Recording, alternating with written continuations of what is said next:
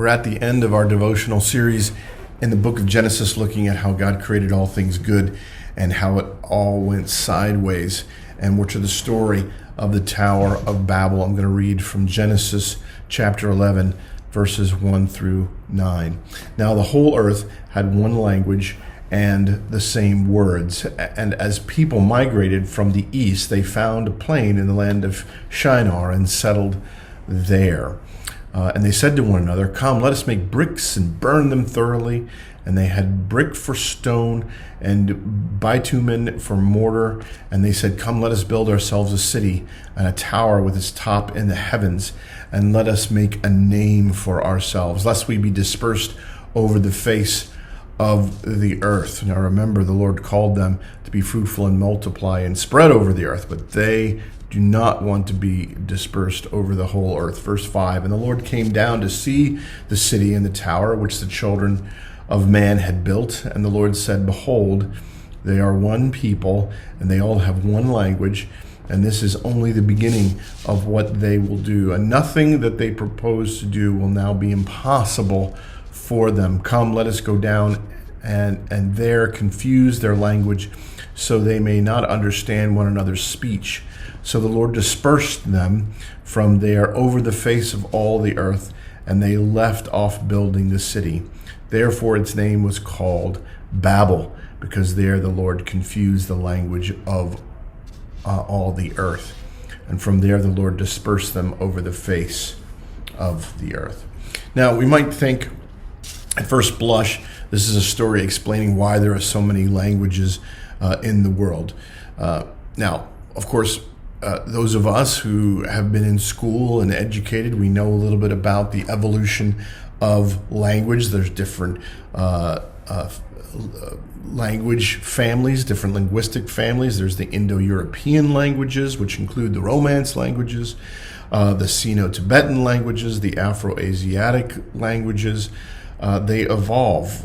We know that in general, languages aren't created out of thin air. So we might look at the story and say, well, of course, this is a myth. This is a way of simply explaining something that was confusing to ancient humanity.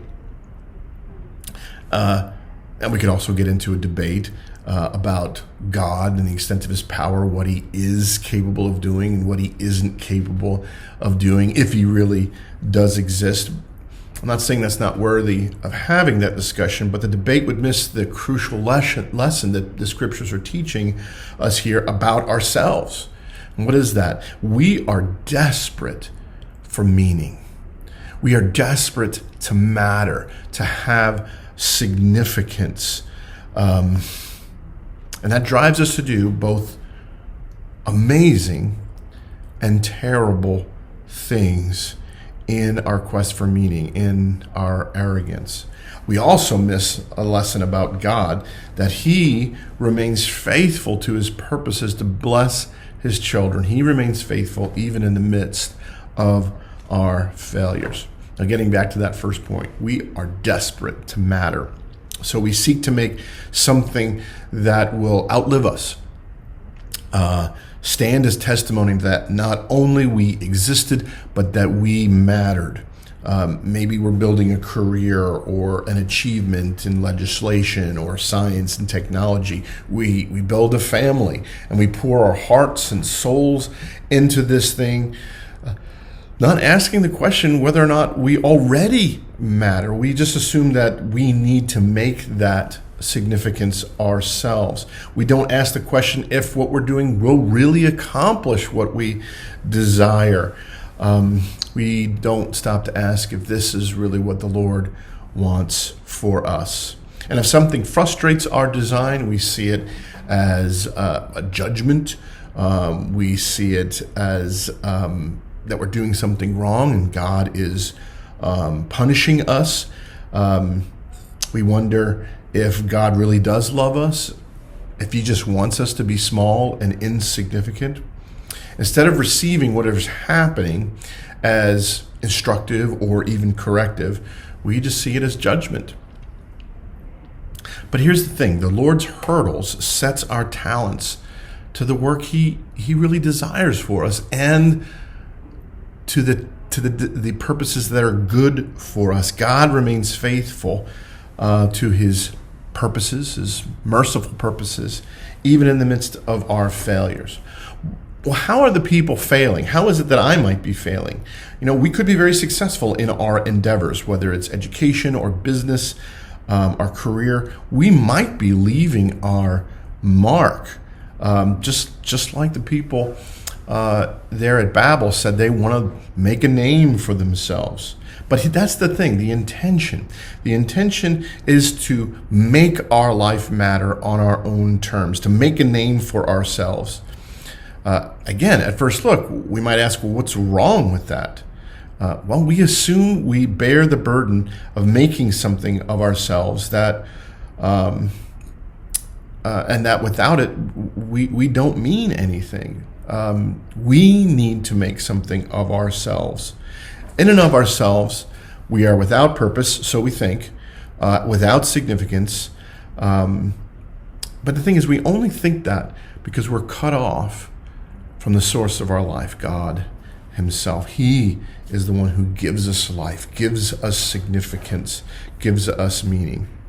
And the drive to make something of ourselves, again, can result in some wondrous things, but also some terrible things. We can think of the achievements of the ancient world, the 7 wonders of the world, the pyramids at Giza, the Hanging Gardens of Babylon, the Colossus at Rhodes, and many others. But of all those many wonders, only one survives into the modern day. Well, there are other accomplishments that we can look at, the Great Wall of China, the Colosseum, Christ the Redeemer in Rio de Janeiro, modern feats in architecture, the tallest building in the world, the Burj Khalifa in Dubai, La Sagrada Familia, beautiful cathedral in Barcelona, the flight from the earth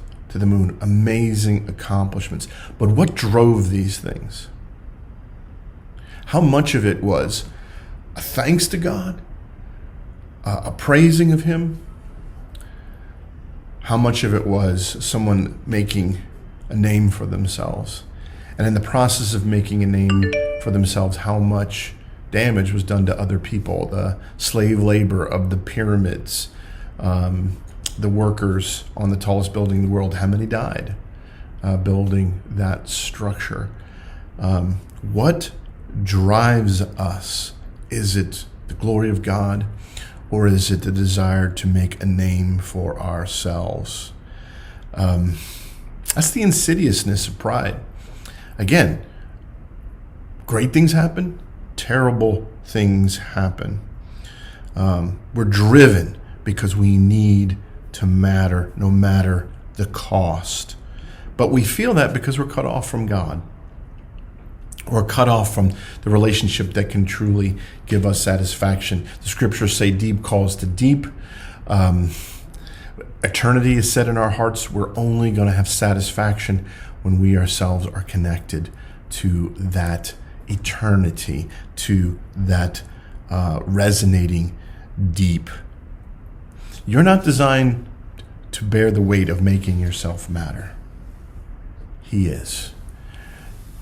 You're made by him in his image. Find your satisfaction in who you are made to be, and then find it again as Jesus redeems you in his life, death, and resurrection. He loved you so deeply, he gave himself. And find your satisfaction there. Blessings on you all.